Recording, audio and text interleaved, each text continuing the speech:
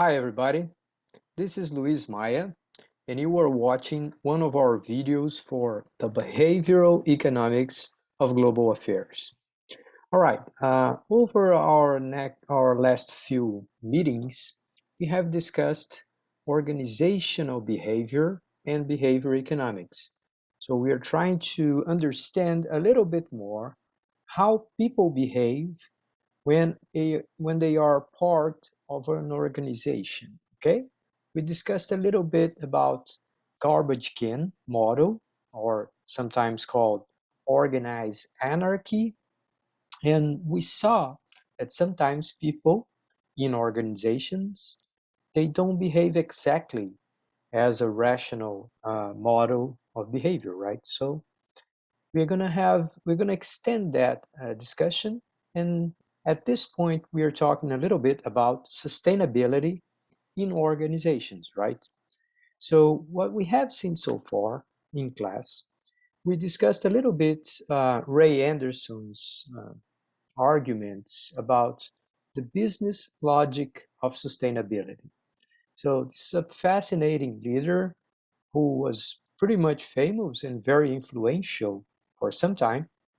He's passed, unfortunately, but he left a very good message about how the challenges of sustainability must be faced by companies, right? Companies supposedly are pervasive enough and powerful enough to reach out and um, trying to remedy the situation of sustainability in business environment, right? So it's not only a matter of a governmental regulation, rules, laws, protocols. We have to somehow trust the leadership of some people with the right vision, sustainable vision, right? So this is a very interesting talk, but we also talk a little bit more about what is value, how companies and their products tend to be valued, tend to be measured, their importance, their outcomes, how they will be judged, evaluated in the future from a different perspective, right? Traditionally, business are mostly measured by their bottom line, which means the last line of their financial statements, how much money they make. And we have seen that for quite some time now, companies have been asked to present, to show off better outcomes in different dimensions, right? So this was mostly what the documentary Real Value was about, okay? Uh, by the end of our last meeting, we were talking about how sustainable businesses can represent a better business model, right? So we said from innovation, you could have cost reduction, mostly looking for resource productivity rather than labor productivity. We also mentioned how companies can access funding from better schemes and cheaper capital, right? So if you have a sustainable project, you may qualify to get lower interest rates in loans, for example. All right, so this was the second element of uh, the business logic of sustainability. The third one was how we have to manage risks in a business looking forward, understanding what's going to be the scenery, what's going to be the regulatory framework in the future. And if we do so, we can realize that there are many trends, very clear trends, telling us that in the future, if you don't run a sustainable business, you may face fines, punishments, and sometime you can end up either in jail or out of a job. So uh, the regulations are evolving, and this new scenery is going to show up in the future. We have to be aware of that in the sense that regulations may also represent sources of risks to a business model. And finally, we have differentiation, right? I mean, if you convince consumers that your product does does not cause harm to the environment and somehow help improving social conditions, community jobs, and things like that, well, you may gain some positive feedback from consumers. You may be considered a more valued uh, participant in a business community. So that also may represent advantages, and it will help companies beating the competitors. All right. So this was like a very logical way to structure the argument for sustainability in companies. But we have to remember that this class is on behavior economics. So it's not only the economics of sustainability that matters here. And then we have to ask ourselves, which aspects of the mind and of human behavior play important roles when we discuss sustainable companies or sustainable organizations, right? So I have like a number of suspects. Most of them we have discussed so far. Just a few of them will be discussed next, okay?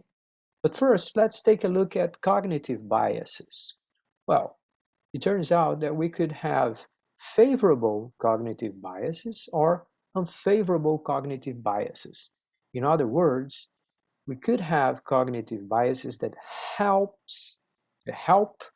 the cause of sustainability, and some of them that could cause harm or, I don't know, be harmful for that cause. So let's take a look at some of them. Now, you have conservatism, the tendency to like things staying the same, or status quo bias. We don't like things changing so much. We don't like things changing all the time. So that is against sustainability. We also have hyperbolic discount or present bias. Well, what that means again, it means that many times people are more concerned with what happens right now, and they somehow neglect what could happen in the future. So that, one more time, is it's an unfavorable cognitive bias, something that will make the sustainability change harder to implement.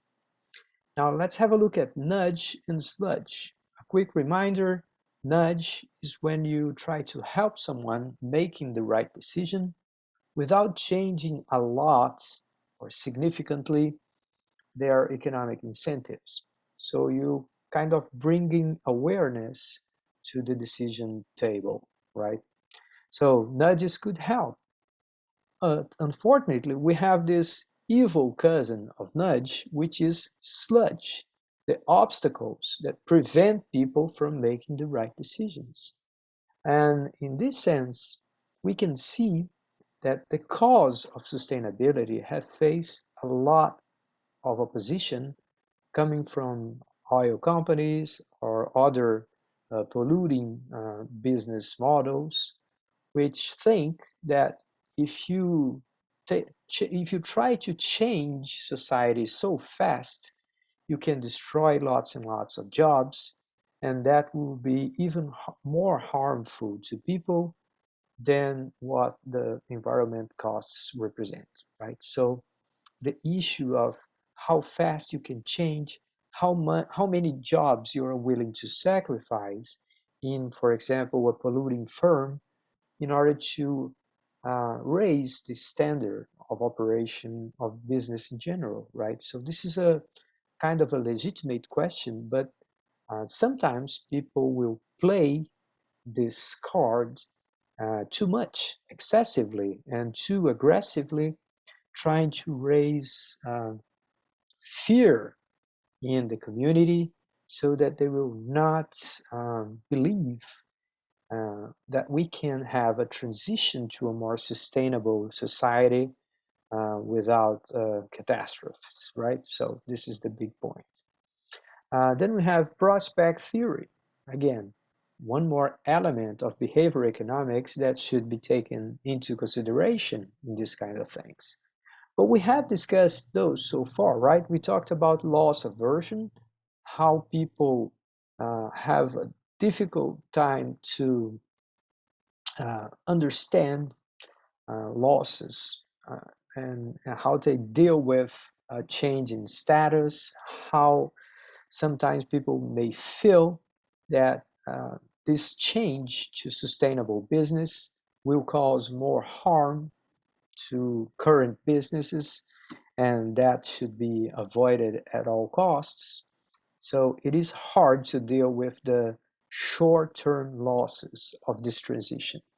And people will obviously fight back and try to prevent the transition, even though some of them can now realize how grave the situation could get in the future. But still, it's hard to take in the losses right now.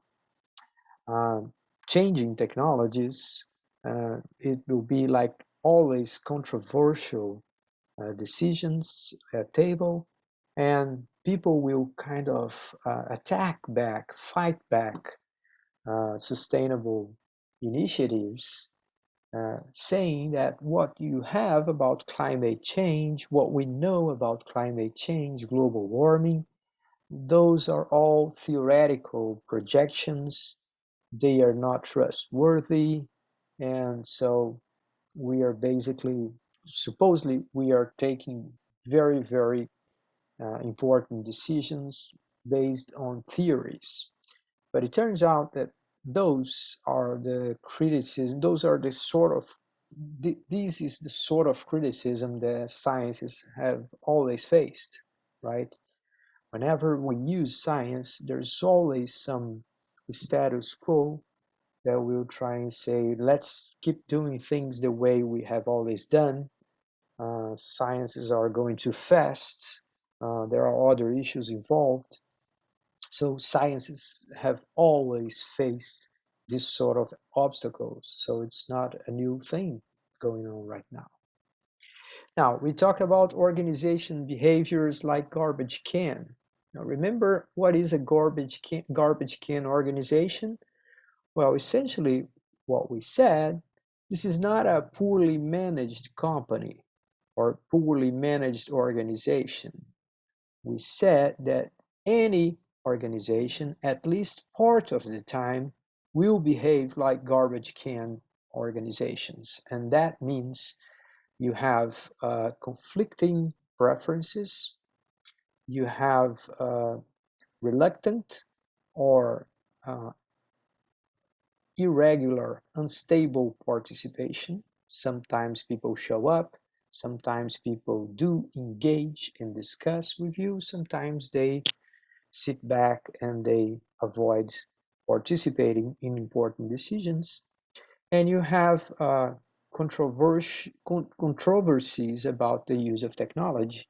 What is the best way to do things, right? So if you have unstable preferences, doubts about technology or the way to go, and if you have irregular or variable participation, well, you have all the elements for an organized anarchy, right? So we see those whenever we talk about budget discussions, whenever we discuss huge, large organizations involving multiple parties, those all tend to show up. Those characteristics tend to show up. And when we talk about global warming and the measures we have to take in order to avoid it, well, this is like talking about the largest budget of all time, right? It's like talking about the civilizational budget. You have to make very hard decisions. Sometimes we have to impose losses to specific actors in order to protect a common good, the welfare of the collective choices, right? So this is kind of hard thing to do, but we can see that whenever we have to deal with garbage can situations, we must pay attention to the importance of leaders.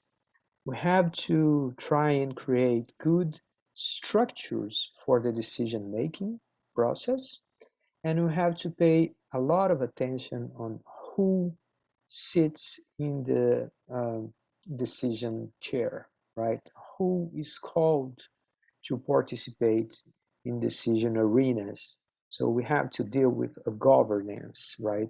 So it's a big, big issue how we can create governance for a planetary issue, a planetary discussion, since we don't have global forums so trustworthy as we would like them to be, right?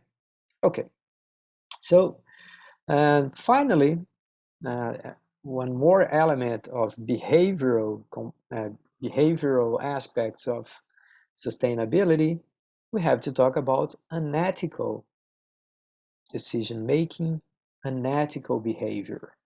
Now, this is our next topic, the one we will address in our next class, but I can introduce some of the things here.